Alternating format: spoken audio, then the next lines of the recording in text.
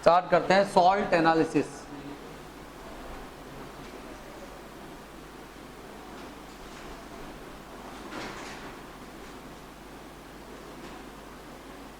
Salt analysis आप बोल सकते हैं इसको क्या, ठीक है। सॉल्ट एनालिसिस के बारे में बात करते हैं। सॉल्ट का क्या होगा, एक अननोन सोल्ट आपको दिया जाएगा और उस अननोन सोल्ट को आपको बेटा उसके अंदर केटाइन क्या है, एनाइन क्या है, which we have to find out. तो प्रैक्टिकल एस्पेक्ट होता है, प्रैक्टिकली इसको फाइंड आउट करते हैं केटाइन कौन सा होगा उसके अंदर और एनाइन कौन सा होगा, वो आपको ढूंढना होगा। बोर्ड्स के प्रैक्टिकल जो 30 मार्क्स का वेटेज होता है वो स्कूल में इसी का होता है, ठीक है। बच्चे प्रैक्टिकल तो करते नहीं है, फर्जी होता है सब, वो फ्री में है 30 में से 29 30 आउट ऑफ 30 मिल जाते हैं। इसलिए आईटी में इसका वेटेज बहुत अच्छा होता है, क्योंकि आईटी वालों को पता होता है कि सब स्कूल में फर्जी बड़ा मचाते हैं और 30 में से 30 नंबर ले आते हैं। और वास्तविकता में देखा जाए तो ना 10 फेल हो जाए बच्चे, अगर रियलिटी में करवाया जाए ना सॉल्ट का पार्ट एनालिसिस तो आधे बच्चे तो फेल ही हो जाएंगे उसके अंदर, पता ही नहीं चलता। तो यहाँ पर क्या आईटीम्स का वेटेज काफ़ी अच्छा होता है, तो इसको हम डिटेल में भी बात करेंगे। तो सॉल्ट एनालिसिस क्या होगा उसके बारे में बात करते हैं। तो सबसे पहले हम इसकी डेफिनेशन बात कर सकते हैं। तो यहाँ पर आप साथ साथ लिखते जाओ, तो आप लिखेंगे detection of cation and anion, detection of cation and anion from the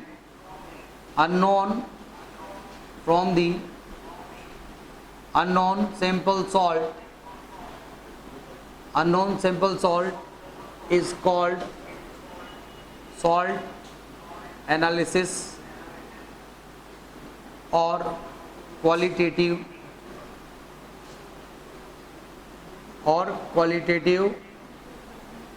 analysis. ये अपने पास जो छोटा सा पार्ट हुआ कि what is the meaning of salt analysis या qualitative analysis. Unknown salt sample में से केटाइन और एनाइन का आइडेंटिफिकेशन करना क्या होता है बेटा, सॉल्ट का एनालिसिस उसको बोला जाएगा, ठीक है। अब बच्चों को क्या होता है इसमें, जब आप प्रैक्टिकल करते हो तो उसके अंदर बोलते हैं एसिडिक रेडिकल और बोलते हैं बेसिक रेडिकल। क्या बोलते हैं, एसिडिक रेडिकल और बेसिक रेडिकल। क्या कर रहे हो तुम दोनों, तो एसिडिक रेडिकल और बेसिक रेडिकल क्या है, क्या मतलब। तो अगर हम यहाँ पर बात करें कोई भी सॉल्ट के बारे में, आप देखते हो बेटा ये सॉल्ट है, सॉल्ट को अगर आप यहाँ पर जो है वाटर में डाल दें, तो सॉल्ट को पानी में डालते हैं तो ये आयनिक सॉल्ट होता है बेसिकली, तभी तो अपने पास क्या है केटाइन और एनाइन मिलेगा आपको उसके अंदर। तो वाटर में डालेंगे तो बेसिकली क्या होगा, ये एसिड बनेगा और ये बेस बनेगा। या उल्टा सोच सकते हो आप, जब आप एसिड और बेस की जब आप रिएक्शन करते हो तो एसिड और बेस की रिएक्शन करते हैं तो क्या बनता है बेटा बताओ, सॉल्ट प्लस वाटर की फॉर्मेशन होती है नहीं होती बेटा, होती है। तो सॉल्ट प्लस वाटर वाला पार्ट हो गया। तो यहाँ पर हम जब बात करते हैं इसको स्टडी करेंगे तो अपने पास क्या है कि जैसे मैंने एग्जाम्पल के तौर पर HCl ले लिया और एक आपने लिया यहाँ पर बेटा NaOH, तो ये क्या है Na प्लस OH माइनस हो जाता है H प्लस और Cl माइनस। ये जो है this is acid and this is base. अब क्या है Na वाला पार्ट उसके बाद चला गया तो इसने NaCl बना दिया और वाटर बन गया। ये अपने पास क्या होगा, ये सॉल्ट बन गया, एक केटाइनिक पार्ट हो गया, इसका एनाइनिक पार्ट हो गया। अगर आप इसको ध्यान से देखेंगे तो क्या है इसके अंदर हमारे पास में एक केटाइन कहाँ से आया बेटा, केटाइन आया अपने पास बेस से। और एनाइन के बारे में बात करेंगे तो एनाइन कहाँ से आया बेटा, एसिड से। देखो आप ध्यान से, ये सॉल्ट के पास में केटाइनिक पार्ट है, एक एनाइनिक पार्ट है। तो सॉल्ट के अंदर केटाइन कहाँ से आ रहा है, बेस से आ रहा है, और एनाइन कहाँ से आ रहा है, एसिड से आ रहा है। बोलो आ रहा है नहीं आ रहा, आ रहा है। इसका मतलब यहाँ पर हम बोल सकते हैं कि इस सॉल्ट के अंदर बोल सकते हैं कि जो केटाइन है, तो यहाँ पर आप लिख सकते हो केटाइन कम्स फ्रॉम बेस। देखो cation comes from base, therefore it is called basic radical. इसको क्या बोलेंगे बताओ, बेसिक रेडिकल। तो बच्चों को केटाइन तो पता होता है, कई बार ये पूछ लेते हैं तो बोला बेसिक रेडिकल ढूंढो, तो सोचता था ये क्या होता है। तो बेसिक रेडिकल क्या होता है, केटाइन। और दूसरा पॉइंट आप बोल सकते हो यहाँ पर, यू कैन से दैट कि anion comes from Cl, anion comes from acid,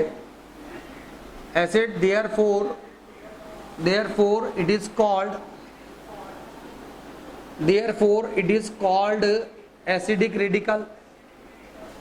देखो cation comes from base therefore it is called basic radical, और anions comes from acid therefore it is called acidic radical. तो आपको समझ में आ गया कि जब आप कोई भी सॉल्ट का एनालिसिस करते हो तो उसके दो पार्ट होते हैं, या तो बोलेंगे आप बेसिक रेडिकल या क्या बोलेंगे बेटा acidic radical.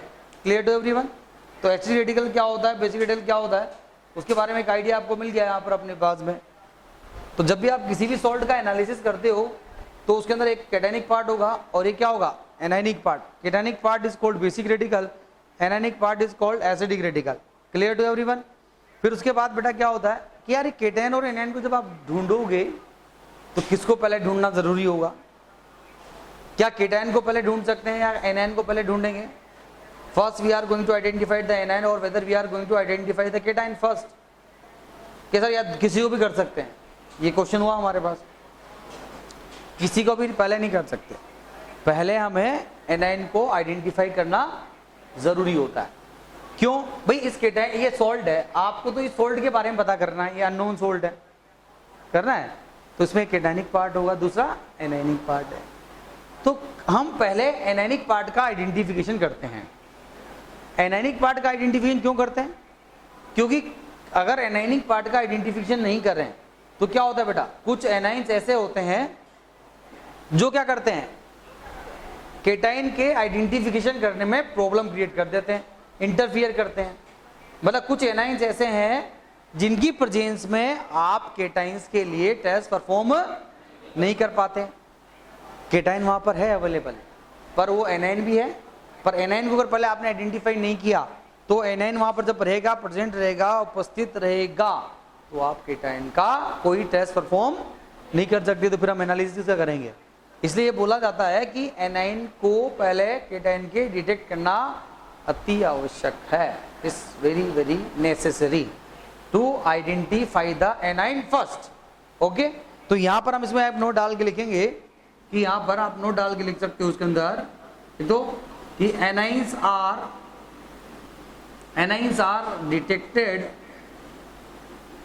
are detected before the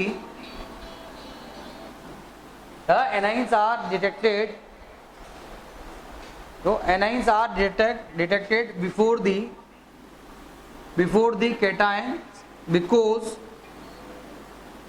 because there are some interfering acidic radicals like interfering acidic radicals like F minus, BO3 minus, PO4 minus, which interferes the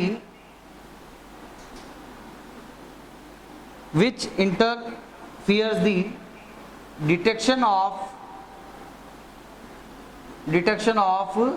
cations। ठीक है, डिटेक्शन ऑफ केटाइंस ये। तो इसलिए anions are detected before cation because there are some interfering acid radicals like fluoride, borate, phosphate which interferes the detection of cations. वो cations की detection में problem create कर देते हैं, इनकी प्रेजेंस में हम टेस्ट परफॉर्म नहीं कर पाते। इसलिए एनाइन का डिटेक्शन करना पहले बोलो क्या होगा, जरूरी होता है। ठीक है,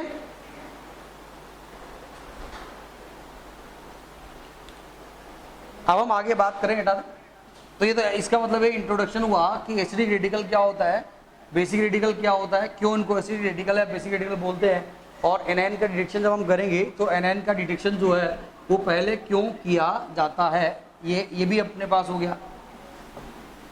ठीक है, अब अगला जो पॉइंट है जरा उस पर हम कंसंट्रेट करते हैं। देखिए नेक्स्ट पॉइंट जो है उसके बारे में बात करते हैं। तो अब यहाँ पर जो सोल्ट एनालिसिस का पार्ट है उसको आप देख सकते हैं। तो ये मैं पूरा एक बार इसको डाल देता हूँ और इसका पूरा पार्ट बता दें। ये सोल्ट एनालिसिस मैंने यहाँ पर लिखा, और सोल्ट एनालिसिस को हम दो पार्ट के अंदर स्टडी करते हैं। आप ऐसे एक पार्ट बनाएंगे,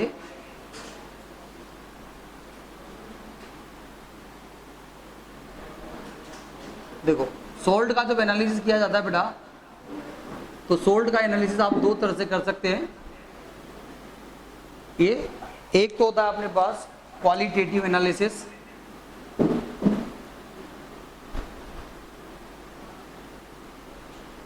one is called qualitative analysis, और एक होता है अपने पास quantitative,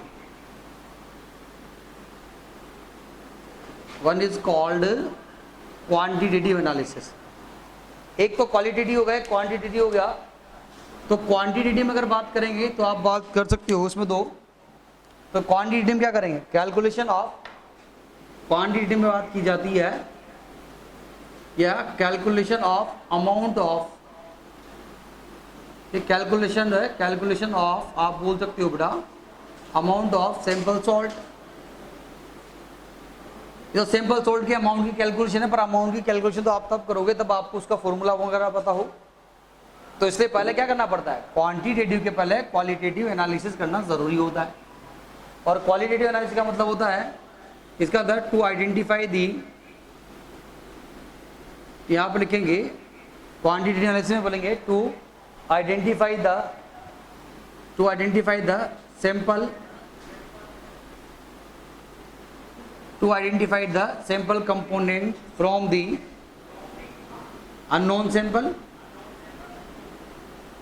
from the unknown sample। तो ये होता है अपना qualitative analysis, to identify the sample component from the unknown sample. तो ये तो क्वालिटेटिव हो गया अपने पास। क्वालिटेटिव को दो तरह से हम यहाँ पर स्टडी कर सकते हैं। तो इसके अंदर ही फर्दर दो है, इसको फर्दर दो पार्ट के अंदर बाइफिकेट किया जा सकता है बेटा। एक तो अपने पास यहाँ पर होता है इसके अंदर वेट टेस्ट, एक कैटेगरी तो आएगी वेट टेस्ट की, दूसरी कैटेगरी जो आएगी वो अपने पास क्या होगा यहाँ पर बताओ, ड्राई टेस्ट आएगा। वेट टेस्ट और ड्राई टेस्ट। वेट टेस्ट जो होता है जनरली हमारे पास किसके लिए अप्लाई करते हैं हम, वेट टेस्ट का मतलब होगा वो बेटा एसिडिक रेडिकल्स के लिए यहाँ पर हम अप्लाई करेंगे। और ड्राई टेस्ट जनरली जो होता है वो किसके लिए होता है बेटा, वो बेसिक रेडिकल्स के लिए होता है।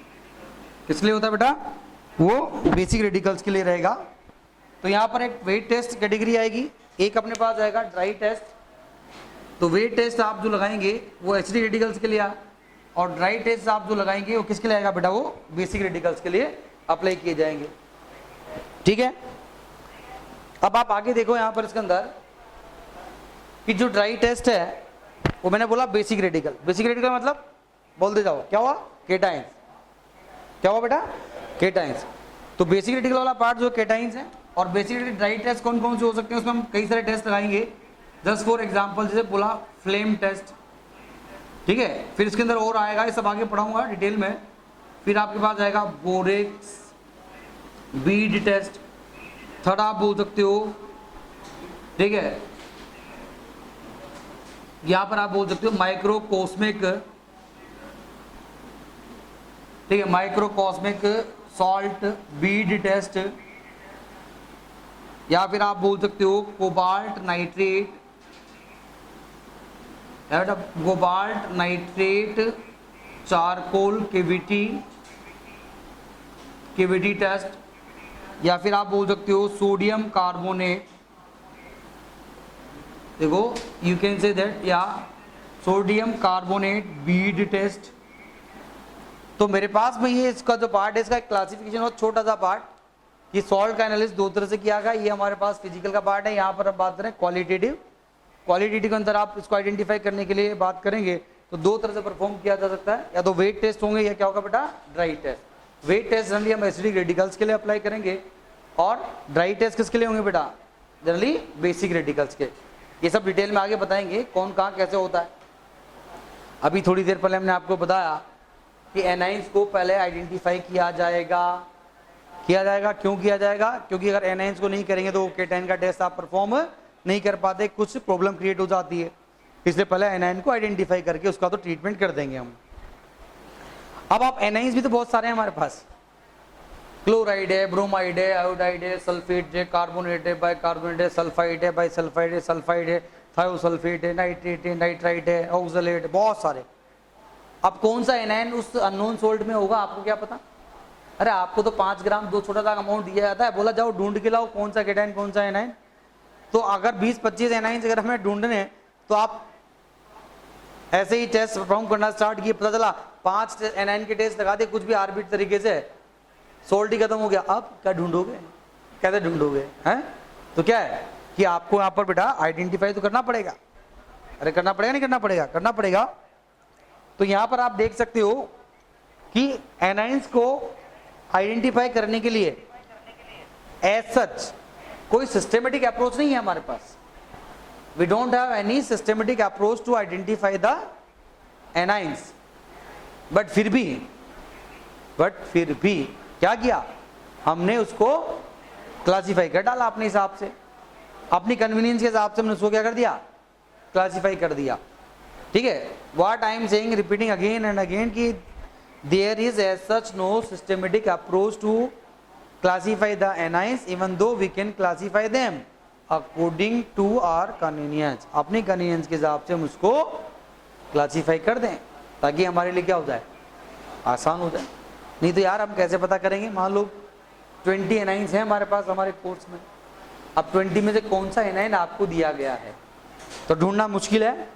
अगर 20 में से कुछ ऐसा करें कि जिससे कुछ थोड़े बहुत अलग, कुछ थोड़े बहुत अलग हो जाए, फिर कुछ ऐसा करें थोड़े बहुत अलग हो जाए, तो हमें उस आइडेंटिटी को आइडेंटिफाई करना क्या हो जाएगा, आसान होगा या नहीं होगा? होगा। इसलिए अभी मैं आपको बताऊंगा आगे, ये हटा दें।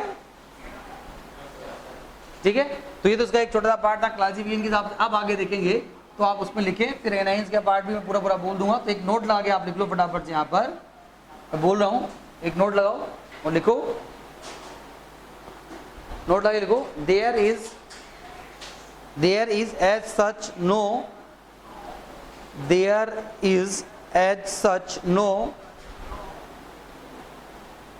scheme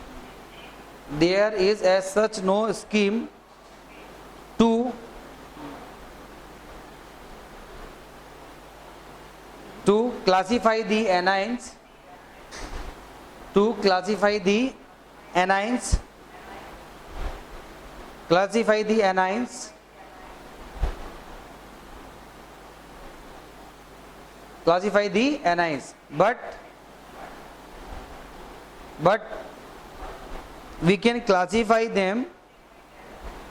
but we can classify them according to our convenience.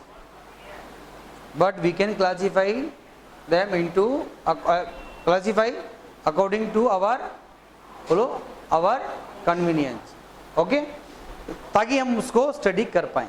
भाई एक अननोन चीज को आप आइडेंटिफाई कर रहे हो तो आपको एक आइडिया तो मिलेगा, तो उसके हिसाब से हम यहाँ पर बात करेंगे। तो यहाँ पर भी बोला गया, तो आप उसके आगे देखो आप, तो यहाँ पर हम बताएंगे इसका क्लासिफिकेशन, ऐसा लिखेंगे पूरा चार्ट बनेगा।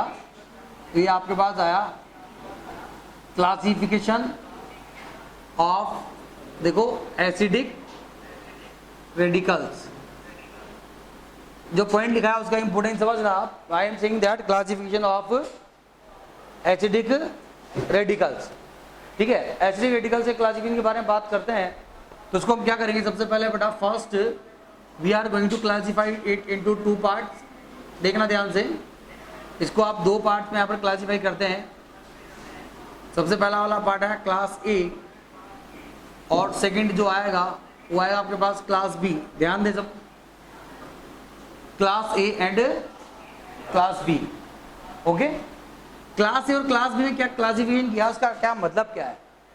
अगर आप ध्यान से देखेंगे तो उसके अंदर we can write it out. आप ये बोल सकते हो कि those acid radicals, class A के अंदर हम बात करेंगे तो उसमें लिखा जाएगा कि दोज एसिड रेडिकल्स, देखो दोज लिखते जाओ साथ साथ, those acid radicals which on treatment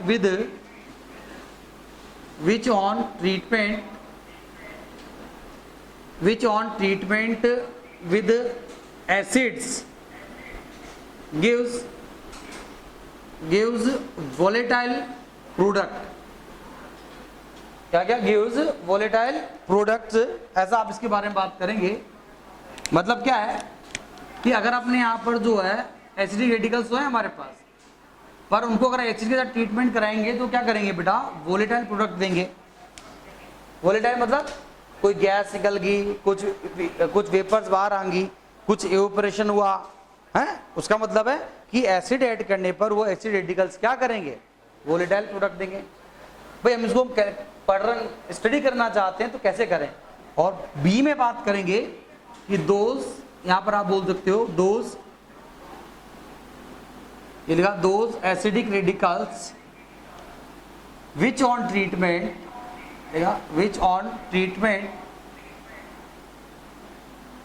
treatment with acids gives non-volatile,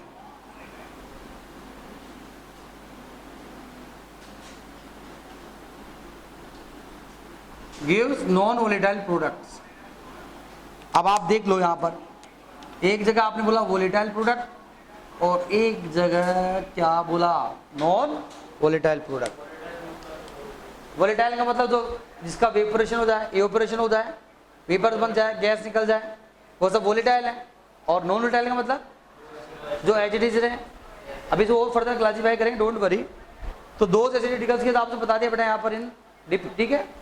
अब ये नॉन वोलेटाइल प्रोडक्ट में क्या हो सकता है, फर्दर अगर आप इसको स्टडी करेंगे तो यहाँ पर नॉन वोलेटाइल प्रोडक्ट में भी बेटा फर्दर इसको जो है मैं दो सब ग्रुप्स के अंदर डिवाइड कर सकता हूँ इसको।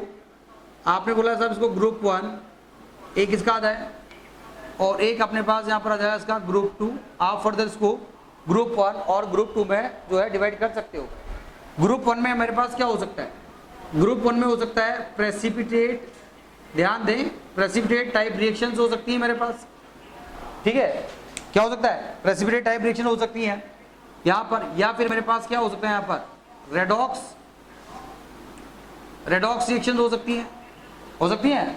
तो यहाँ पर आप ध्यान दें कि अगर प्रेसिपिटेट टाइप रिएक्शन है तो मेरे पास कौन कौन से एनाइंस की पॉसिबिलिटी हो सकती है। तो मैं बोल सकता हूँ फ्लोराइड हो सकता है, मैं यहाँ पर मेरे पास में फ्लोराइड हो सकता है, सल्फेट हो सकता है, और मेरे पास ये बेटा बोरेट हो सकता है, ठीक है, या फोस्फेट आयन हो सकता है। रेडॉक्स के हिसाब से बात करूंगा तो रेडॉक्स रिएक्शन के अंदर बात करेंगे तो रेडॉक्स तो बेटा आप जानते हो, रेडॉक्स में क्रोमेट, डाइक्रोमेट है, परमैंगनेट, इनके बगैर तो रेडॉक्स कभी पूरा होता ही नहीं है। रेडॉक्स मतलब हमेशा ध्यान रखना, रेडॉक्स आते दिमाग में, क्रोमेट डाइक्रोमेट ये तो आता है क्योंकि ये सबसे इंपोर्टेंट होते हैं रेडॉक्स रिएक्शन के अंदर इनका पार्ट। तो ये आप बोल सकते हो MnO4 2-। तो ये बेटा ये एनाइंस हुए। तो क्लास बी में तो आपने नॉन वोलेटाइल वाला पार्ट बता दिया, यहाँ पर देख सकते हो। और क्लास ए वोलेटाइल प्रोडक्ट, तो यहाँ पर इनको भी हम क्या करेंगे, एसिड आपने ऐड किया बेटा। अब यार एसिड ऐड करोगे तो एसिड में भी तो प्रॉब्लम है, क्या है। तो फर्दर हमने क्या किया, इसको भी फर्दर यहाँ पर इसको सब ग्रुप जो है आप यहाँ पर further we can classify into 2 sub groups. ये देखो ये अपने पास यहाँ पर आया, एक ये दे रखा है, इसको सब ग्रुप में डिवाइड करें तो यहाँ पर इसका जो है इसको भी फर्दर हमने जो है यहाँ पर आप ध्यान दें, एक ग्रुप 1 और ये वाला पार्ट जो आया इसको भी आप बोल सकते हो, इसको ग्रुप 1 और ग्रुप 2, इसकी भी 2 सब ग्रुप में डिवाइड कर दिया। ग्रुप 1 में बात करेंगे तो यहाँ पर आप बोल सकते हो कि ऑन एडिशन ऑफ, ध्यान दें, on addition of dilute acids, dilute acids यहाँ पर आप ऐड करेंगे। और डाइल्यूट एसिड क्या हो सकता है, अपने पास यहाँ पर डाइल्यूट HCl हो सकता है, अपने पास डाइल्यूट जो है H2SO4 हो सकता है, तो ये हो जाएगा। और यहाँ पर आप बोल सकते हो a on addition of concentrated acids, concentrated acid में आपके पास वही हो गया बेटा, कंसंट्रेटेड एसिड में कॉन्सनट्रेटेड HCl हो गया, कॉन्सनट्रेटेड क्या हो गया बेटा H2SO4। अब आप समझे बात को कि अगर मेरे पास में पहले बात मैंने एसिड ऐड किया, वोलेटाइल प्रोडक्ट निकला। वोलेटाइल प्रोडक्ट कैसे निकला बेटा, डाइल्यूट एसिड डालने पर निकला या कंसंट्रेट, तो दोनों में अलग अलग आएंगे। ठीक, कुछ एनाइंस डाइल्यूट के साथ वोलेटाइल प्रोडक्ट देंगे और कुछ कंसंट्रेट के साथ देंगे। तो डाइल्यूट के साथ कौन कौन देंगे उनके बारे में बात करें तो डाइल्यूट के साथ कौन कौन से एनाइंस आएंगे, वो आएगा अपने पास एक कार्बोनेट और बाइकार्बोनेट, ठीक है। फिर यहां लिखेंगे आप सल्फाइड और बाइसल्फाइड, फिर आप लिखेंगे यहां पर थायोसल्फेट H2O3 और सल्फाइड, या फिर आप लिख सकते हैं CH3CO- एसीटेट या बोलो NO2-, क्या एसीटेट या NO2-। आगे बात समझ में। तो ये 8 एनाइंस ऐसे हैं जो हमारे पास डाइल्यूट एसिड डालने पर वोलेटाइल प्रोडक्ट दे सकते हैं। और अगर वोलेटाइल प्रोडक्ट डालने के बाद कुछ नहीं हुआ तो कंसंट्रेट डालना पड़ेगा, और कंसंट्रेट डालना पड़ेगा तो कौन कौन से एनाइंस हो सकते हैं, देखो Cl माइनस है, Br माइनस दे रखा है, I माइनस दे रखा है, तो Cl हो गया, Br हो गया, I माइनस, ठीक है, क्लोराइड, ब्रोमाइड, आयोडाइड, और एक अपने पास यहाँ पर आएगा NO3 माइनस, और एक होता है बेटा C2O4 2 माइनस। तो अब आप ध्यान से देखें, ऑक्सलेट हो गया ये वाला पार्ट। अब ध्यान से देखो बच्चे को, ये प्राइमरी ऑब्जर्वेशन के लिए सबसे इंपॉर्टेंट टेबल है, ये बच्चे को पता होना ही चाहिए। आपको तो एनाइंस का कुछ आइडिया ही नहीं होता, आप कैसे कुछ करोगे। अभी आप देख सकते हो जो टेबल मैंने बनाई, अभी इसको फर्दर और क्लासिफाई करूंगा, डोंट वरी।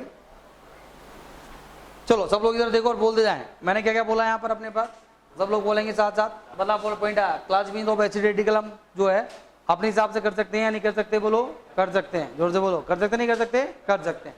तो पहले क्या करेंगे, दो क्लास में डिवाइड किया, कौन कौन सा, क्लास ए और क्लास बी। क्लास ए में क्या होगा, वोलेटाइल प्रोडक्ट, क्या होगा, वोलेटाइल, और क्लास बी में नॉन वोलेटाइल। वोलेटाइल का मतलब क्या हो गया, कुछ गैस निकल गई, कुछ सुरसुराहट हुई ऐसे करके, कोई गैस निकल गई, समझे बात को।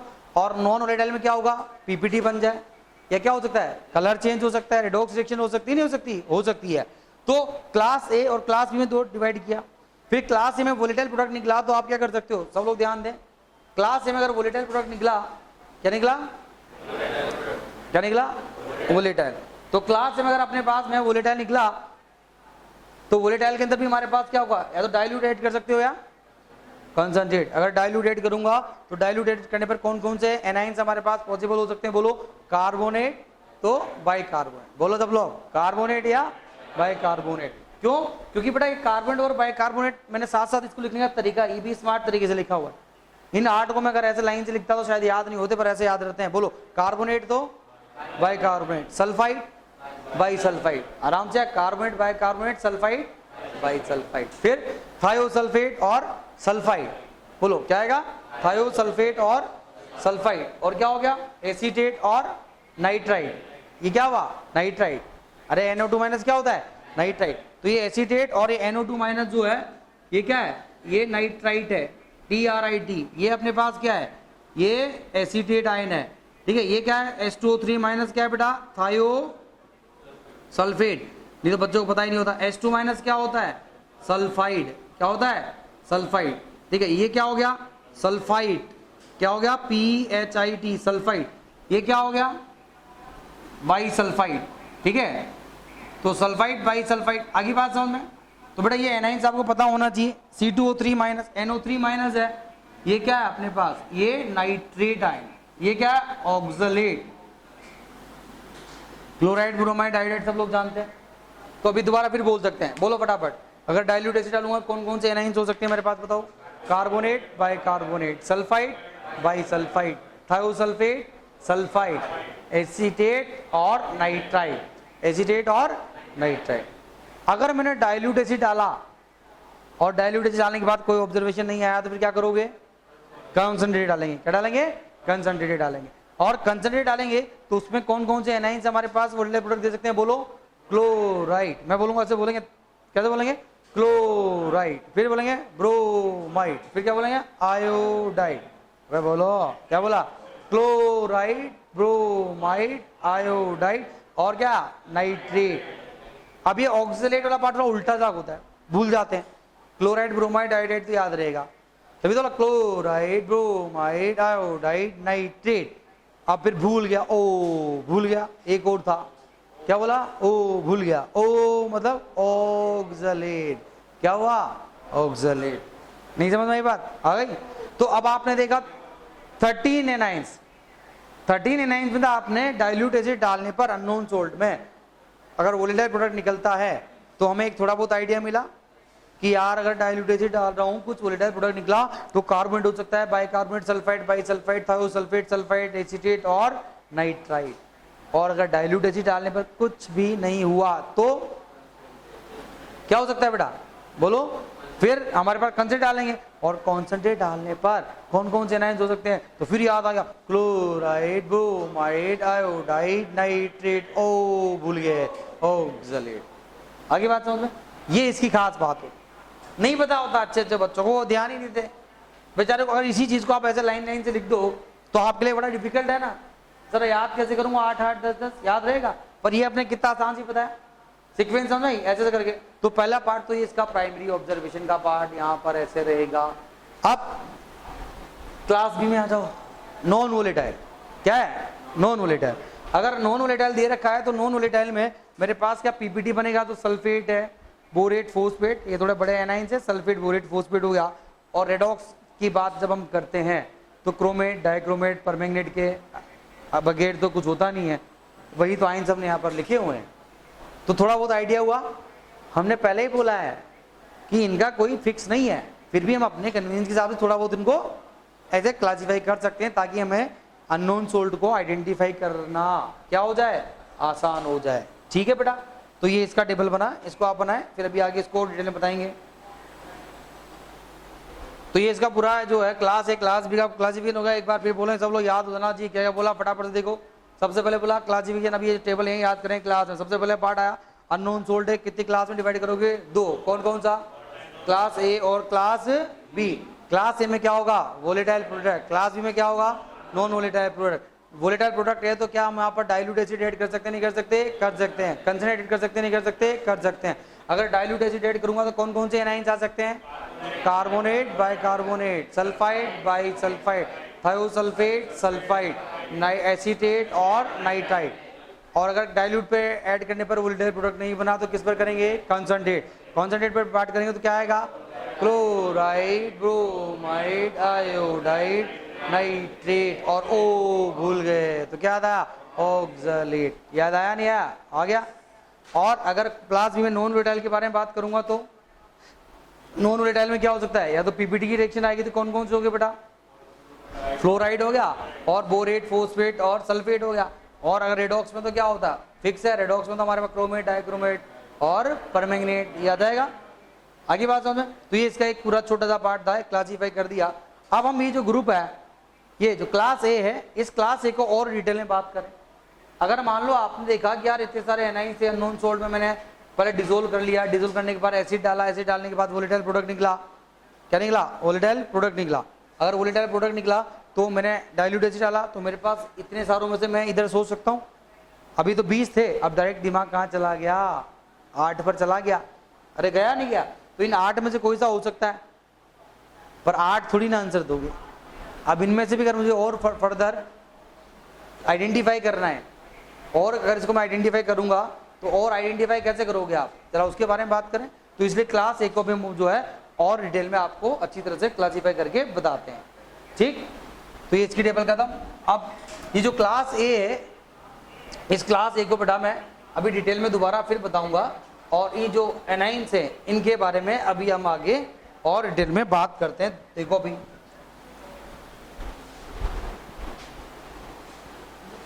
देखो अपने पास जो हमने जो है पहला पार्ट वापस दोबारा देखा, ये क्लास ए है। क्लास ए में क्या हो रहा है, बोलो, ऑन एडिशन हमने किया था क्लास ए में, ऑन एडिशन ऑफ एसिड्स, ये लिखा था, on addition of acids volatile products are form. बोलो, वोलेटाइल प्रोडक्ट बनने नहीं बन रहे बेटा, बन रहे। तो क्लास ए में अपने पास आया वोलेटाइल प्रोडक्ट्स आर फॉर्म। ठीक है, अगर वोलेटाइल प्रोडक्ट आर फॉर्म तो उसको भी फर्दर हमने क्या किया, यहाँ पर आप देख रहे थे, इसको सर 2 पार्ट्स में आपने डिवाइड कर दिया था।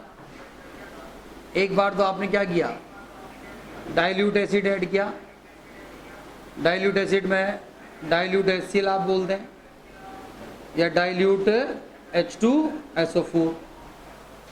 यहाँ पर बात करेंगे तो क्या आएगा अपने पास, कंसंट्रेटेड एसिड्स आप यूज करते हैं तो कंसंट्रेटेड HCl याद करते हैं, या कंसंट्रेटेड H2SO4। ठीक, अब डिटेल के बारे में बात करेंगे। डिटेल में अभी सब चीज़ों को बताऊंगा, समझाऊंगा। देखो इधर एक फिर टेबल बनी अच्छी सी। सबसे पहले अपने पास यहाँ पर जो है, आप ध्यान देंगे सब लोग, ये बेटा कार्बोनेट है, अरे है, तो आपने डाइल्यूट एसिड डाला, डाइल्यूट एसिड से क्या मिलेगा आपको, H+ मिलेगा। तो यहाँ पर अपने पास डाइल्यूट एसिड जो है, आप यहाँ पर इसके अंदर जब डाइल्यूट एसिड डालेंगे तो ये क्या करेगा, यहाँ से ये CO2 गैस ही होल्ड करेगा। अगर मेरे पास यहाँ पर बाइकार्बोनेट आयन हुआ तो बाइकार्बोनेट के अंदर भी आप डाइल्यूट, मान लो आपने HCl ले लिया, तो यहाँ से भी CO2 गैस आएगी। आप यहाँ पर देख सकते हो कि CO2 गैस होती है, वो CO2 गैस क्या होती है, पहली बात आप लिखेंगे होती कलरलेस होती है, कलरलेस गैस होती है, ऑडरलेस होती है, अरे होती है कलरलेस और ऑडरलेस। और ये हमारे पास होती है, आप बोल सकते हो इट इवॉल्व विद, आप यहाँ पर बोल सकते हो ये ब्रिस्क इफारोस्किन। अगर इसके बारे में बात करेंगे तो ये जो गैस इवोल्व होगी अपने पास में, तो आप गैस जब आप इवोल्व करते हो तो ये किस तरह निकलेगी हमारे पास, ब्रिस्क इफारोस्किन के साथ हमारे पास क्या होगी, निकल जाएगी। ब्रिस्क इफारोस्किन का मतलब हमारे पास, हम अपनी स्टाइल से बोले तो बोल सकते हैं इसको बुदबुदाहट। देखो ध्यान से, बुदबुदाहट या सुरसुराहट के साथ बाहर निकल के आए। CO2 गैस कैसे होती है, ऐसे निकलेगी ना आपके पास। जैसे आपने कोल्ड ड्रिंक पी है कभी, कोल्ड ड्रिंक का ढक्कन खोलो, ग्लास में डालो तो ऐसे देखोगे आप कुछ लिक्विड पार्टिकल फुदकते रहते हैं, हैं, या थोड़ी सी एकदम ढक्कन खोलते आवाज आती ऐसे आती है, हैं? तो CO2 होती नहीं होती उसके अंदर कोल्ड ड्रिंक। जब कोल्ड ड्रिंक पीते हैं तो उसमें CO2 होती नहीं होती, होती है। कोल्ड ड्रिंक को खोलो, ढक्कन खोल के रख दो 10 मिनट और फिर पियो, कहोगे सर मजा ही नहीं आया इसमें तो, क्योंकि CO2 तो क्या हो गई, उड़ गई। या फिर आप देखते हो कोल्ड ड्रिंक पीते हो, कोल्ड ड्रिंक पी पेट के अंदर गप से चली गई, फिर थोड़ी देर बाद जो है इतना बड़ा मुंह फाड़ के डगार मार दो ऐसे करके, तो बाहर कुछ आता है, वो क्या होता है, CO2। क्योंकि हमारे बॉडी के अंदर ऑक्सीजन तो जाती है, CO2 नहीं रहती, तो CO2 बाहर आती है, तो वो तो सर कोल्ड ड्रिंक भी डकार आएगी, है। तो colourless odourless it evolve with brisk effervescence, इसके साथ ही गैस हमारे पास यहाँ बाहर आ जाती है, उसमें कोई दिक्कत नहीं है। तो CO2 के बारे में बात होगी। फिर आप यहाँ पर बात कर सकते हो, देखो सल्फाइड है SO3 2-, आपने इसके अंदर जो है डाइल्यूट HCl यहाँ पे ऐड किया, तो यहाँ पर कौन सा गैस आया बेटा, SO2, बाइसल्फाइड होगा। देखो आप अगर बाइसल्फाइड दे रखा है मेरे पास, तो बाइसल्फाइड में भी आपने यहाँ पर जो है डाइल्यूट HCl ऐड किया, तो यहाँ पर भी कौन सा गैस आया, SO2 बाहर आया। आप बोले साहब ये सर थायोसल्फेट है, थायोसल्फेट के साथ भी डाइल्यूट HCl हम ऐड करेंगे, बट इसमें थोड़ा सा गर्म करना पड़ता है, तो ये भी SO2 गैस तो निकालेगा ही निकालेगा। तो आपने देखा यार यहाँ पर जो है सब में SO2 गैस निकल रही है। अब SO2 गैस में कैरेक्टरिस्टिक तो सबकी सेम ही है, तो ये क्या SO2 में अगर आप बात करेंगे तो ये भी क्या होती है बेटा, SO2 is also colourless gas. क्या होती है, कलरलेस गैस होती है। यहाँ पर बात करेंगे इसका, तो ये सफोकेटिंग ऑर्डर इसका रहेगा, क्या आएगा बेटा, सफोकेटिंग ऑर्डर इसका रहेगा। और यहाँ पर आप बात कर सकते हो उसके अंदर आएगा स्मेल ऑफ, देखो स्मेल ऑफ बर्निंग सल्फर, ठीक है, बर्निंग यानी बर्निंग सल्फर की इसके अंदर स्मेल आएगी, तो SO2 कंफर्म हो गया, ठीक है। तो ये इस तरह से इसको आप बता सकते हो। तो ये इसका पार्ट हो गया 3। फिर एक अपने पास क्या आएगा बेटा, यहाँ पर आपने बोला था ये NO2- है, ठीक है, कौन सा है, सॉरी एक अपने पास हो रहा है बीच में H2-। H2- में डाइल्यूट HCl डाल दिए, तो ये क्या हुआ बेटा, H2S गैस निकल के बाहर आई। H2S गैस होती है, ये भी होती है तो बेटा कलरलेस ही है। क्या होती है बेटा, कलरलेस, बट इसके अंदर आप बात करेंगे तो आएगा यहाँ पर स्मेल ऑफ रोटन एग, यानी स्मेल ऑफ रोटन एग, सड़े हुए अंडे की स्मेल आएगी आप H2S में। अब तो कैसी होती है अभी बता थोड़ी सकते हैं, वो तो आप अपने आप देखते रहना है। स्मेल ऑफ रोटन एग आया, किसका है, स्मेल ऑफ रोटन एग। बच्चा क्या, अच्छा वेजिटेरियन होगा, नॉन वेजिटेरियन है, नॉन वेजिटेरियन होगा तो उसको तो क्या लगा, हाँ हाँ मजा आ गया है, और वेजिटेरियन लगा क्या करेगा आप, नाक बंद कर ले, अरे सर एक और केस बन सकता है, किसी की नाक बंद है, कोल्ड हो रखा है, तो उसको पता ही नहीं चलेगा कौन सी स्मेल आ रही है या नहीं आ रही है। हाँ, इसका मतलब क्या है कि प्रैक्टिकल करते समय फिजिकली फिट होना भी जरूरी है। चलो तो मजाक का पार्ट हुआ, बट रोटन एग समझ में आया। तो ये H2S जो है कलरलेस होता है, रोटन एग की स्मेल आती है। फिर अपने पास यहाँ पर आएगा NO2-। आप NO2- में डाइल्यूट HCl डाल दो बेटा। अगर NO2- में डाइल्यूट HCl डालेंगे तो यहाँ पर जो होगा वो NO2 गैस निकल जाएगी। और NO2 गैस जो होती है वो अगर आप देखेंगे तो NO2 गैस क्या है, ये हमारे पास यहाँ पर जो है ब्राउन कलर की, ध्यान दें सब लोग, ये क्या होगा बेटा, ये ब्राउन कलर क्या है, ब्राउन कलर का गैस होएगा। तो आराम से आपको पता चला नहीं चला, चल गया, तो ये NO2 का पार्ट आ गया। और फिर लास्ट पे एक और आयन बचा CH3CO-, इसके अंदर भी आप डाइल्यूट HCl ऐड कर देंगे तो ये बेटा क्या करेगा, CH3COH की जो है वो यहाँ पर हमारे पास वेपर्स यहाँ पर बाहर आ जाएंगी, ये वेपर्स होंगी इसकी। और इसके अंदर आपके पास आप बोल सकते हो यहाँ पर ये है बेटा स्मेल ऑफ, आप यहाँ पर बोल सकते हो स्मेल ऑफ विनेगर, है स्मेल ऑफ विनेगर। होटल में जाते हैं कई बार, प्याज लेके आता है वो गोल गोल सिरके वाले प्याज बोलते हैं उसको, है उसके अंदर जो फ्रेगनेंस आती है, जो स्मेल आती है, वही क्या है, वो विनेगर की ही होती है, ठीक है। तो विनेगर की स्मेल आएगी तो ये हो गया। तो 1 2 3 4 5 6 7 8 आपने यहाँ पर जो देख लिया, यहाँ पर ये जो है पहला वाला पार्ट हो गया, ये दूसरा एनाइन हो गया, 3rd 4th 5th 6th और 7 और 8। अब आपको आया मजा, हाँ सर आप सही है। अगर मैं प्राइमरी ऑब्जर्वेशन के हिसाब से बात करूंगा, डाइल्यूट एसिड अगर मैं डालता हूँ, डाइल्यूट एसिड डालने पर मेरे पास CO2 निकला है, SO2 निकला है, देखा आपने, अरे ठीक है। तो बेटा अब आपको सबसे फर्स्ट अननोन सोल्ट दिया, अब आप समझना, अननोन सोल्ट दिया आपने, पानी में डिसोल्व कर लिया, डिसोल्व करने के बाद डाइल्यूट एसिड डाला, डाइल्यूट एसिड डालने के बाद में कुछ वोलेटाइल प्रोडक्ट निकल के बाहर आया, तो आप फटाफट दिमाग लगाओ कौन कौन से हैं, एनाइंस हो सकते हैं, carbonate, bicarbonate, sulphide, bisulphide, thiosulphate, sulphide, acetate और नाइट्राइट। अब उसको और स्पेसिफाई करूं, अगर मैं आपसे बोलूं कि डाइल्यूट एसिड डालने पर ब्राउन कलर की गैस बाहर आ रही है, तो आपका दिमाग कहां जाएगा, सीधा सीधा NO2। तो बताओ 8 में से भी आप सीधे स्पेसिफाई हो गए, अरे हुए या नहीं हुए, हुए। मैं बोलूं आपसे कि कलरलेस गैस निकलती है but smell of rotten egg आ रहा है, तो कौन सा हो जाएगा, H2S। एनाइन कौन सा हो गया, सल्फाइड। मैंने बोला सल्फर, बर्निंग ऑफ सल्फर, क्या बोला, बर्निंग ऑफ सल्फर की स्मेल आ रही है। अगर बर्निंग ऑफ सल्फर की स्मेल आ रही है तो क्या हो जाएगा, अरे क्या हो सकता है, बर्निंग ऑफ सल्फर का मतलब क्या हो सकता है, SO2। और SO2 गैस तो हो सकता है, पर आप एनाइन कौन कौन से पॉसिबल है, ये सल्फाइड हो सकता है, बाइसल्फाइड और थायोसल्फेट। अब फिर फंस गए कि सर अब इतने सारे थे, 20 में से पहले हम 8 पर आए, 8 में से अब 3 पर आ गए, तो तीनों को भी आइडेंटिफाई करने के तरीका फिर आगे बताएंगे, तो और क्लासिफाई करना पड़ेगा। बोला गया एक गैस निकली, कलरलेस है, ऑर्डरलेस है, बट ब्रिस्क फरवास्किन के साथ बाहर आ रही है, बुदबुदाहट के साथ बाहर आ रही है, तो क्या हो जाएगा, CO2। क्या हो जाएगा, CO2। तो CO2 को फिर आइडेंटिफाई करने के, दोनों को कैसे अलग करेंगे वो बात अलग है। सुना हुआ आपने, CO2 को अगर हम लाइम वाटर में पास कर देते हैं तो क्या हो जाता है, वो इट बिकम्स मिल्की, भैया वाइट टर्बिडिटी के अंदर आती है, अभी आगे बढ़ाऊंगा, बट अभी क्लियर हो गया सबको। वेपर्स निकली, कलरलेस है, विनेगर की स्मेल आ रही है, तो कौन सा एनाइन हो सकता है, एसीटेट। तो कितना अच्छा हुआ। सबसे इंपॉर्टेंट पार्ट है, आपको गैस के कलर कौन से याद नहीं करने, आप ऐसे पढ़ेंगे तो आराम से सब याद हो जाएंगे। आप इधर आ जाओ, इधर बात करते हैं बेटा, इस वाले पार्ट में बोलूं आपसे, ये इसका पार्ट था, इधर पहला वाला पार्ट क्लोराइड आपने ले लिया, आप यहाँ पर जो है कंसंट्रेटेड वाला पार्ट यूज करते हैं, तो ये क्या होगा, यहाँ पर तो बेटा HCl की वेपर्स निकलती है, और HCl की जो वेपर्स निकलेगी तो इनका जो होता है बेटा पंजेंट ऑर्डर होता है, तीखा, तीव्र आप बोल सकते हो। और दूसरा पार्ट ध्यान दें सब लोग, इधर Br- है, आपने यहाँ पर भी कंसंट्रेटेड H2SO4 यूज किया, तो यहाँ पर क्या होता है बेटा, ये यहाँ पर Br2 गैस बाहर आती है। Br2 गैस के बारे में बात की जाती है, तो Br2 गैस जो होता है वो आप लिख सकते हो यहाँ पर, Br2 गैस जो हो गया बेटा वो क्या है, वो अपने पास वो ब्राउन कलर का गैस है, ठीक है, Br2 ब्राउन कलर का गैस है।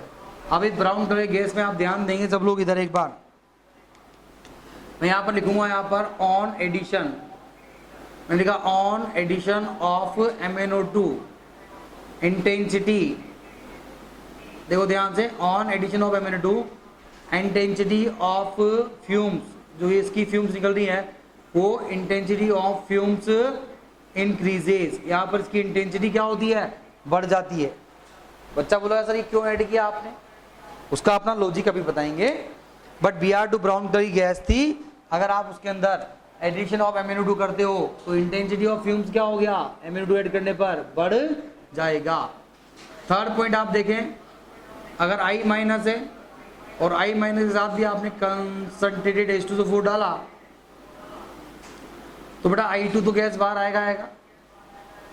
I2 गैस जो होता है हमारे पास वो वायलेट कलर का गैस होता है, तो वायलेट कलर का गैस बाहर आया। और इसके अंदर आप ध्यान देंगे तो इसमें आप देखिए यहाँ पर कि ऑन एडिशन, ध्यान देंगे सब लोग, on addition of MnO2 it contains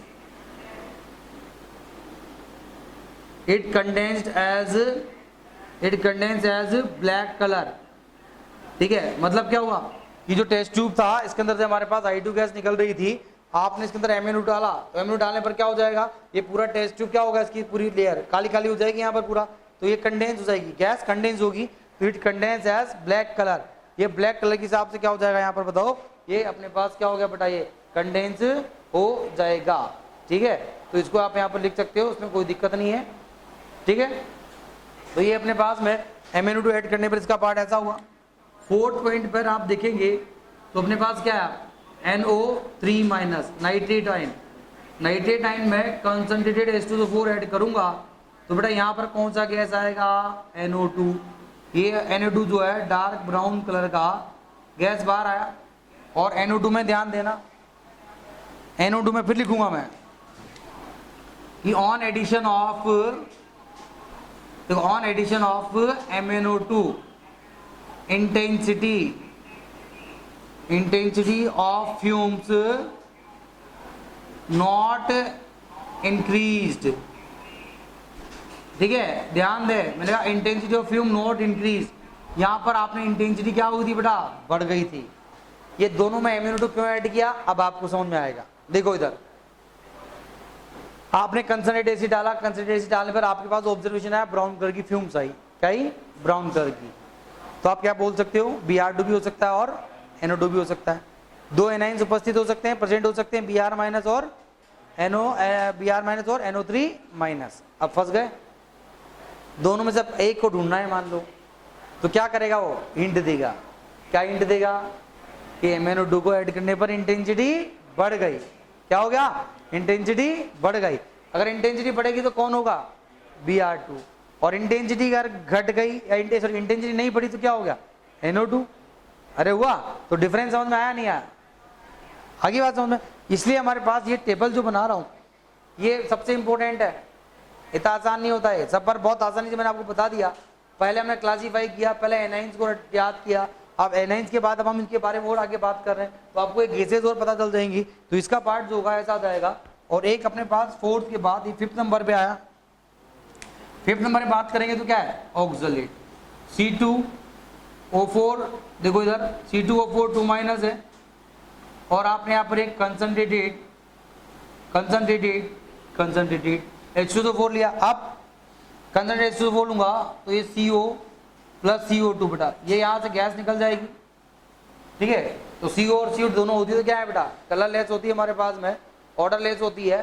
तो ये भी क्या है, यहाँ पर आप देख सकते हो इसमें ये दोनों गैस क्या है, कलरलेस भी होगी,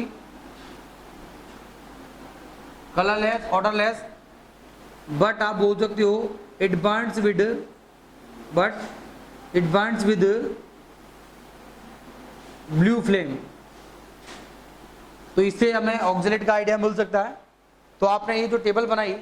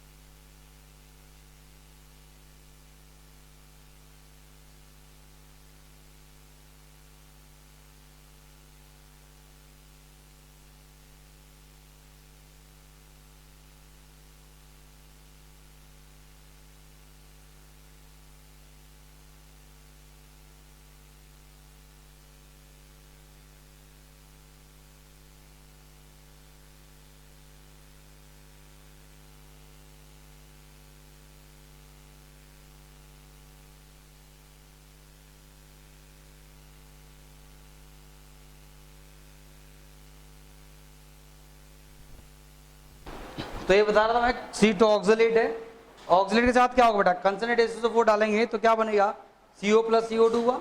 तो ये क्या होता है, कलरलेस और ओडरलेस गैस होती है but Burns with blue flame. तो अब आप देखो, आपको ये सब मैंने बताया, इससे क्या क्या फायदा हुआ फटाफट सोच के बताओ। अगर मेरे पास में ये वाला पार्ट दे रखा है तो यहाँ पर आप आसानी से बता सकते हो डाइल्यूट एसिटाइलमर कौन कौन से एनाइंस हो सकते हैं, बोलो, carbonate, bicarbonate, sulphide, bisulphide, thiosulphate, sulphide, acetate और नाइट्राइट। अगर डाइल्यूट ब्राउन कलर की गैस निकल के बाहर आई तो क्या हो गया, NO2, क्या हुआ, NO2। बर्निंग सल्फर की स्मेल आई तो क्या हो गया, SO2। रोडन ए की स्मेल आई तो क्या हो गया, H2S। और अगर विनेगर की स्मेल आई तो क्या हो गया, एसीटेट। और अगर डाइल्यूट डालने पर कुछ भी नहीं हुआ तो क्या करेंगे, कंसंट्रेट डालेंगे। कंसंट्रेट डालने पर क्या क्या हो सकता है, बोलो, chloride, bromide, iodide, nitrate, oxalate. Chloride होगा तो क्या निकलेगा बेटा, HCl। अगर ब्राउन कलर की वेपर्स आई तो क्या क्या हो सकता है, Br2 हो सकता है या NO2 भी हो सकता है। बट आप फर्दर कैसे पता करोगे, अगर MnO2 डालेंगे तो क्या होगा, इंटेंसिटी बढ़ेगी तो क्या हो जाएगा, Br2, और इंटेंसिटी नहीं बढ़ी तो क्या हो गया, NO2। वॉयलेट कलर की गैस आई तो क्या हो जाएगा, I2। अरे क्या हो जाएगा, I2। तो बेटा आसानी से आपको ये सब केसेस पता हुई या नहीं हुई, हुई। सबसे इंपॉर्टेंट है सॉल्ट के अंदर आपको ये सब प्राइमरी ऑब्जर्वेशन आना ही चाहिए। व्हाट आई एम सेइंग, ये तो आना ही चाहिए तभी कुछ हो पाएगा, ठीक है। तो ये क्लास ए के बारे में बता दिया। अब क्लास बी को भी पूरा कंप्लीट कर देते हैं अभी फटाफट 5 मिनट में। ये लिख लिया सब लोगों ने, हैं? अब चलो अब आगे देखते हैं हम। इसके बाद दूसरा जो बनाएंगे वो क्लास बी के बारे में बात करते हैं, ठीक है। नेक्स्ट जो है वो बेटा क्लास बी को जरा हम यहाँ पर और स्टडी करते हैं और अभी आपको उसके बारे में पूरा और समझा देते हैं। तो आप देखें इसको एक बार।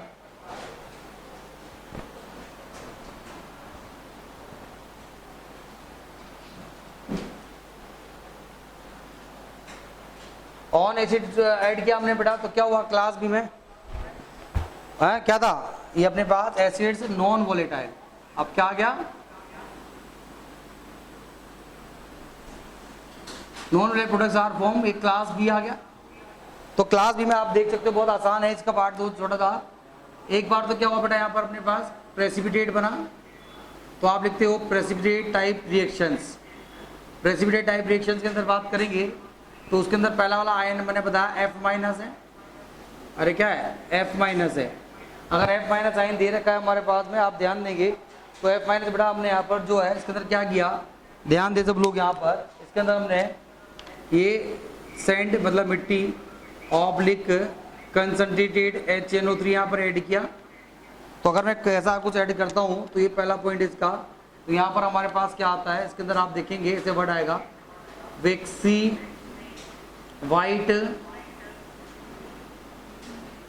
White deposition of silicic acid.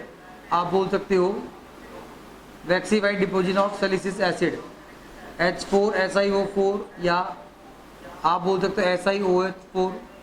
तो ये सैलिसिलिक एसिड का वैक्सी वाइट डिपोजिशन आएगा। दूसरा आप इसकी जगह अगर आप ले सल्फेट, अगर आप ले ले तो सल्फेट में तो क्या है, कोई दिक्कत नहीं है, दिक्कत तो कहीं भी नहीं है।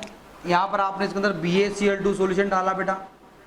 अगर BaCl2 सॉल्यूशन डालूंगा तो क्या होगा, बोलो, BaCl2 सॉल्यूशन डालूंगा तो ये क्या बना देगा, BaSO4। तो BaSO4 का जो है वो क्या है, वाइट प्रेसिपिटेट बन जाएगा। तीसरे वाले पार्ट में आप देख सकते हो, अगर आपने बोला कि साहब ये बोरेट है, BO3 आयन है, और बोरेट में बेटा यहाँ पर आप जो है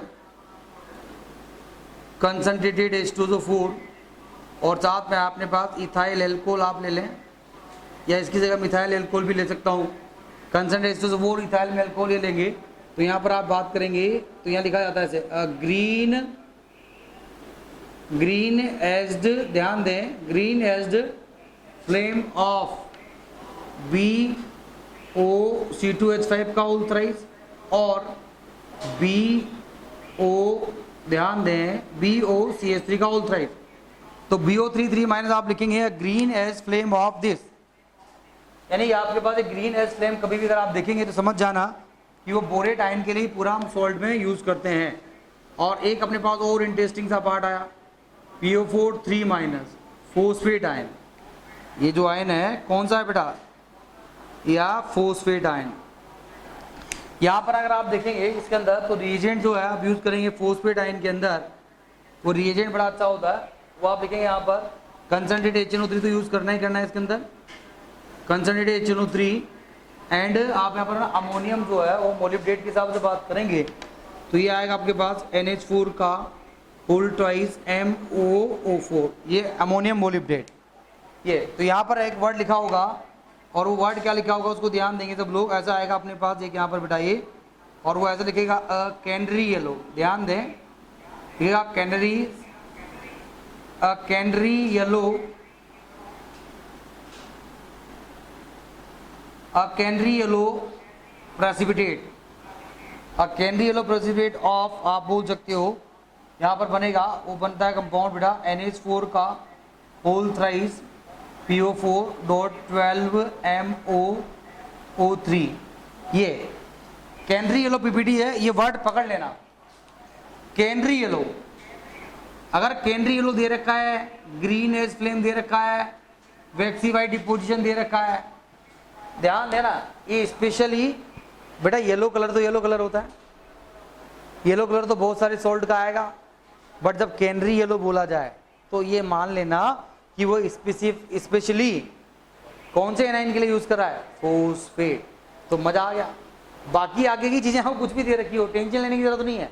कैनरी बोलते हैं एनाइन कौन सा हो गया, फोस्फेट हो गया, क्योंकि कैनरी वर्ड केवल फोस्फेट के केस में हमने यूज किया, ऑक्सी के केस में यूज नहीं किया।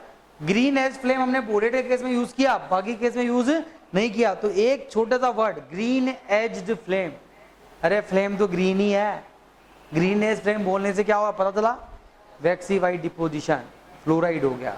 आई बात समझ में? ये ऐसे ऐसे पढ़ते हो तो बच्चे को मजा आता, ओ सर ठीक है अब आया पता। नहीं तो बड़ा येलो तो बहुत सारे होते हैं, पर ग्रीन एज्ड बोला, कैनरी येलो। कैनरी क्या है, एक बर्ड होता है यूएस में पाया था, बड़ा छोटा सा प्यारा सा बर्ड होता है येलो कलर का, है उसको कैनरी येलो बोल दिया। आगे बात समझ में? बड़ा अच्छा सुनहरा होता है। तो ये इसका पार्ट है चारों में। यहां पर बात करेंगे तो इधर क्या आएगा, इधर पीपीटी टाइप रिएक्शन था, इधर क्या आएगा बेटा बोलो, अरे इधर क्या आएगा, रेडॉक्स रिएक्शन। अगर आप रेडॉक्स रिएक्शन के बारे में बात करते हो तो रेडॉक्स रिएक्शन में हमारे पास क्या क्या होता है, रेडॉक्स में क्या होता है, कलर चेंज। आप जो ऑब्जर्व करते हो वो क्या होता है बेटा, रेडॉक्स में हम कलर चेंज ऑब्जर्व करते हैं। Just for example Cr2O7 minus है, इसका कलर क्या होता है बेटा, ऑरेंज या रेड, ऑरेंज रेड बोल देते हैं। और जब कन्वर्ट होता है तो कहाँ जाता है, Cr+3, तो कलर कौन सा आता है, ग्रीन आता है।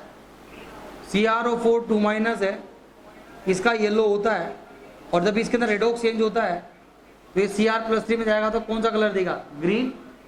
ये अपने पास आया MnO4 माइनस है, MnO4 माइनस में हमारे पास अगर आप बात करेंगे तो ये पिंक आया, अरे आया ये पिंक आया, पिंक या पर्पल, पिंक या पर्पल अगर बात करूंगा तो ये क्या हो जाएगा अपने पास, यहाँ पर ये Mn+2 में गया तो ये क्या हो जाएगा बेटा, कलरलेस हो जाएगा।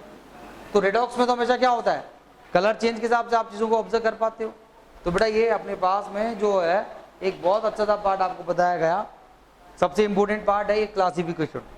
प्राइमरी ऑब्जर्वेशन कर जो मैंने बताया, अगर आपने पढ़ लिए तो 50% 50% सोल्ड का क्वेश्चन तो आपका वैसे ही सोल्व हो गया, क्योंकि प्राइमरी ऑब्जर्वेशन से तो आपको एनआईएन का आइडिया मिलेगा, और एनआईएन का आइडिया मिल जाएगा तो ऑप्शन दे क्या नाम से आंसर बता सकते हैं, नहीं बता सकते, बता सकते हैं। ये इसका सबसे इंपॉर्टेंट पार्ट है।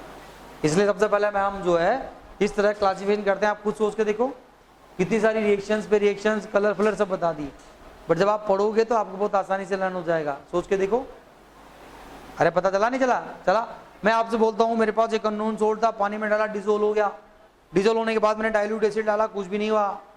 डाइल्यूट एसिड डालने पर कोई वोलेटाइल प्रोडक्ट नहीं बना, कंसनट्रेट डालने पर कोई वोलेटाइल प्रोडक्ट नहीं बना। समझे बात को? अरे ठीक है, तो फिर क्या करेंगे, फिर बोला गया कि ऐसा, इसमें इसका मतलब है कि पहले वोलेटाइल वाले सारे के सारे 13 एनाइंस क्या हो गए, एब्सेंट हो गए। अब आप आगे बात करें, आगे बात करने पर मैंने बोला कि ऑन एडिशन ऑफ, ध्यान से सुनना, कि on addition of concentrate H2SO4 with C2H5OH green as flame is observed, और ग्रीन एज फ्लेम ऑब्जर्व हुए तो फटाफट कौन आया, बोरेट। कौन आया, आगे बात समझ में? बोला कैनरी येलो प्रेसिपिटेट बन रहा है तो क्या हो गया, फोस्फेट। अब बच्चा सब पढ़ के गया, वो कैनरी येलो पीपीटी आते ही मजा आ गया उसको, कि केंड्रो येलो पीपीटी आया, फॉस्फेट आयनाइन कंफर्म हो गया, तो कितना खुश हो रहा है एग्जाम में, अरे क्वेश्चन आया, पढ़ के आया, पढ़ के आया, पढ़ के आया, मैं कर दूंगा। पर एग्जामिनर ने ये नहीं पूछा कौन सा एनाइन है, एग्जामिनर ने ये पूछा कि जो केंद्रीय येलो पीपीटी है उसका फॉर्मूला क्या है। आई बात समझ में? जो येलो पीपीटी आया वो किसका है, कौन सा कंपाउंड है, 4 ऑप्शन आपके पास ऐसे लिखे होंगे। अब बच्चा फुस और तेरी का सारी मेहनत गई पानी में। तो थोड़ा सा यहाँ ध्यान देना, ये बड़ी अच्छी चीजें बताता हूँ, छोटी चीजें ध्यान दे। ये इतना बड़ा कंपाउंड है, इसको और किसी भी तरह से भी लिखा जा सकता है। आप तो एक याद कर लो कैसे, देखो केंद्रीय येलो आएगा, बोलो सब लोग केंद्रीय येलो आया, फॉस्फेट होगा या नहीं होगा, होगा। अगर केंद्रीय येलो में फॉस्फेट होगा तो आपने फिर उसका फॉस्फेट है तो यहाँ पर हमने रिएजेंट भी आपको याद आ जाएगा कि यार मोलिब्डेनम का कुछ होता है, नहीं तो ऑप्शन देख के बता देगा, वो ऑप्शन में बताएगा। तो अमोनियम तो है ही, अमोनियम मोलिब्डेट था, तो अमोनियम के हिसाब से बात करूंगा तो अमोनियम के साथ फॉस्फेट आयन का टेस्ट है, फॉस्फेट के ऊपर चार्ज कितना होता है 3-, कितना होता है, बोलो बोलो कितना होता है 3-।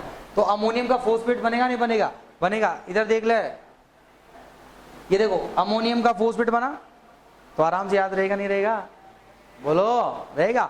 तो अमोनियम +1 होता है, फॉस्फेट 3-, अमोनियम का फॉस्फेट। अब मोलिब्डेनम के साथ में कुछ और दे रखा है, तो फॉर्मूला कैसे याद करूं, तो बहुत आसान है। ये देखो अमोनियम का फॉस्फेट NH3 ऐसे बनेगा, 3 को 4 से मल्टीप्लाई करो 12 आया, 12 के बाद क्या हो गया मोलिब्डेनम, तो 12 तो लिख दोगे, मोलिब्डेनम तो उसमें आएगा वो भी लिख दोगे। अब क्या बचा ऑक्सीजन, तो ऑक्सीजन कितने आएंगे, जहां से स्टार्ट हुए थे वही वापस लिख दो, 3 से स्टार्ट हुए थे 3 पे खत्म कर दो। नहीं समझे, ये याद ऐसे याद करने का तरीका है, या फिर आप याद रखते हो अदरवाइज तो याद नहीं रहेगा पक्का है, ये तो फिर वही हालत खराब होगी। अरे यार पढ़ के आया था केंद्रीय येलो फॉस्फेट तो है और उसका पीपीटी भी आता है, पर वहां पर एग्जाम में उल्टा पुल्टा दे रखा, बच्चों आइडेंटिफाई कौन सा पीपीटी केंद्रीय येलो का है, बता सकते हो 3 × 4 12 एमओ लास्ट में वही आ गया, याद रहेगा नहीं रहेगा, बोलो रहेगा। तो बेटा यहाँ पर ये आप इस तरह से इसको पढ़ेंगे, घर जाके चलते फिरते आप इसको रिकॉल करें, 5 मिनट का काम है, जितना बुरा पढ़ाया 5 मिनट सब याद हो जाता है, और याद होना भी चाहिए, तभी आपका 50% काम तो यहीं खत्म हो जाता है, बाकी फिर आगे धीरे धीरे और बताएंगे, ठीक है।